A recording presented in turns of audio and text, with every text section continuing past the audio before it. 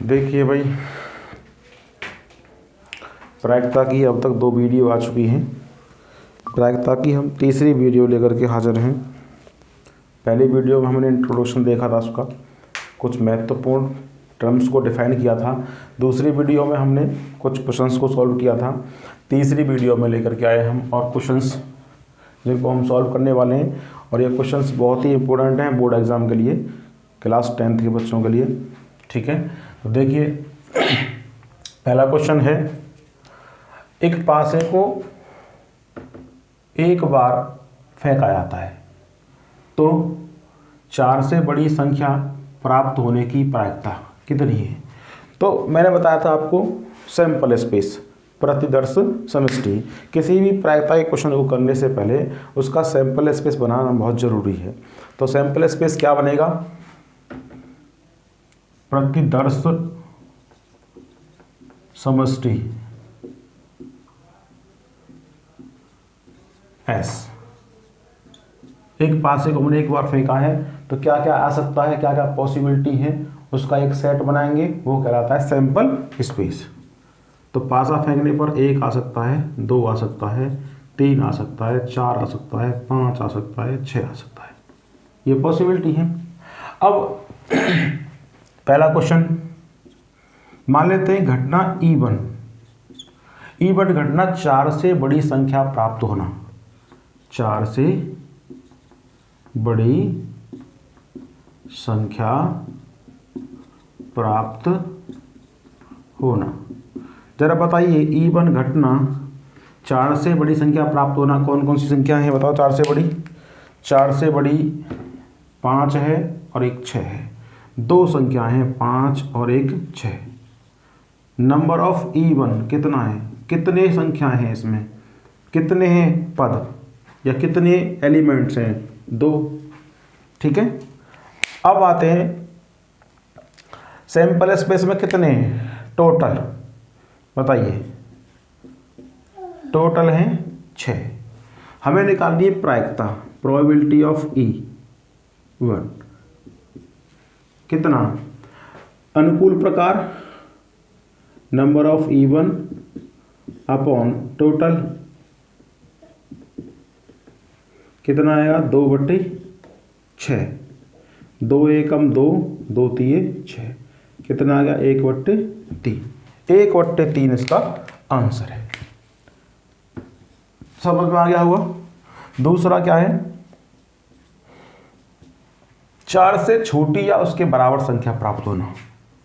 मैं मान लेता हूं घटना E2 4 से बड़ी, 4 से छोटी, 4 से छोटी या उसके बराबर। जरा एक बार बताइए मुझे, 4 से छोटी और उसके बराबर कौन कौन से नंबर हैं। 1 है, 2 है, 3 है, 4 है। 1 2 3 4। नंबर ऑफ E2 बोलिए कितने हैं, 4। 1 2 3 4। तो प्रोबेबिलिटी निकालनी है हमें E2 की, कितनी आ जाएगी, है अनुकूल प्रकार 4 हैं, कुल कितने प्रकार हैं, 6। ठीक है, तो 2 दूनी 4, 2 तिये 6, 2/3 इसकी प्रायिकता आ गई। यही इसका आंसर है। ठीक है, चलिए दूसरा क्वेश्चन देखते हैं। कह रहा है 2 सिक्के एक साथ उछाले जाते हैं, कम से कम एक चित्त यानी हेड आने की प्रायिकता। दूसरा है तथ्यतः। तथ्यतः को बताना चाहूँगा, इसे बोलते हैं इंग्लिश में एग्जैक्ट। क्या बोलते हैं, एग्जैक्ट। पहला क्वेश्चन लेते हैं, कम से कम एक हेड। देखिए मैंने आपको अभी बताया था, किसी भी क्वेश्चन को करने से पहले क्या करना है, हमें उसका सैंपल स्पेस बनाना है, यानी प्रतिदर्श समष्टि बनानी है इसकी प्रतिदर्श समष्टि क्या बनेगी, S बराबर। हमने 2 सिक्के उछाले हैं, 2 सिक्के उछालने पर हो सकता है दोनों पर हेड आ जाए, पहले पर हेड दूसरे पर टेल आ जाए, पहले पर टेल दूसरे पर हेड आ जाए, या दोनों पर टेल आ जाए। ठीक है, तो पहला क्वेश्चन क्या है हमारा, पहला क्वेश्चन E1 घटना मान लेते हैं हम। E1 घटना कम से कम एक हेड, कम से कम एक हेड। बताइए जरा, कम से कम एक हेड, कम से कम एक हेड का मतलब होता है एक या एक से कितना ज़्यादा हो सकते हैं। तो एक इसमें है, ज़्यादा भी है, एक इसमें है, एक इसमें है, कम से कम एक की बात करिए तो कितना है, H H H T T H sample space में आएंगे। बताइए जरा, नंबर ऑफ E1 कितना है, 3। टोटल कितने हैं इसमें, टोटल कितने हैं, 4 हैं, टोटल है 4। तो हमें निकालनी है probability of E1 equal to number of E1 upon number of total,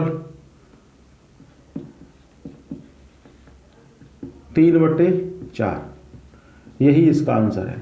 ठीक है। दूसरा क्वेश्चन, दूसरा क्या, तथ्य था एक हेड, तथ्य इसे बोलते क्या, एग्जैक्ट, फिक्स्ड, ना तो कम ना ज्यादा, एग्जैक्ट एक हेड, एक हेड। बताइए कौन से में आ रहा है, E2 घटना मान लें इसको, ये घटना क्या मानी हमने, E2। तो E2 की वैल्यू कितनी आएगी, एक हेड एग्जैक्ट, इसमें एक आ रहा है, इसमें एक आ रहा है, तो TH और HT।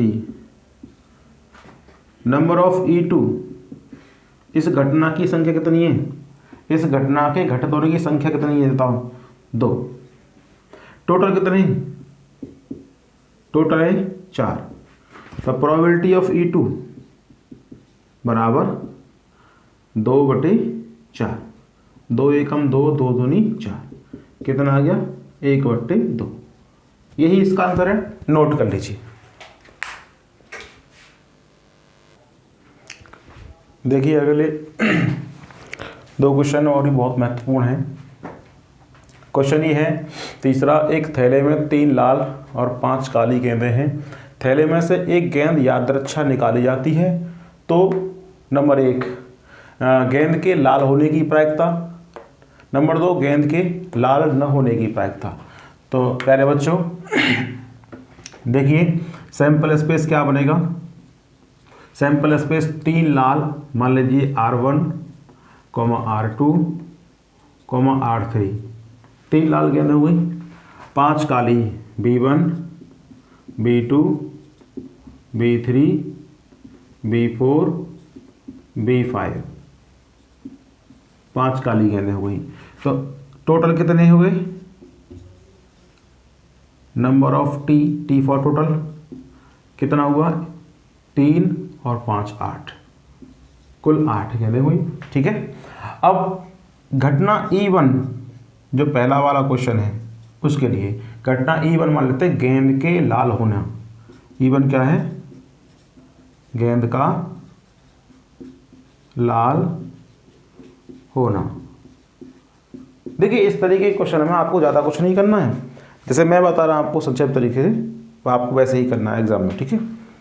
गेंद का लाल होना, तो लाल होना कौन कौन सी घटना है, 1 2 3, R1, R2, R3। बताइए नंबर ऑफ E1 कितने हैं इसमें, 3। तो हमें निकालनी है गेंद के लाल होने की प्रायिकता, गेंद के लाल होने की प्रायिकता।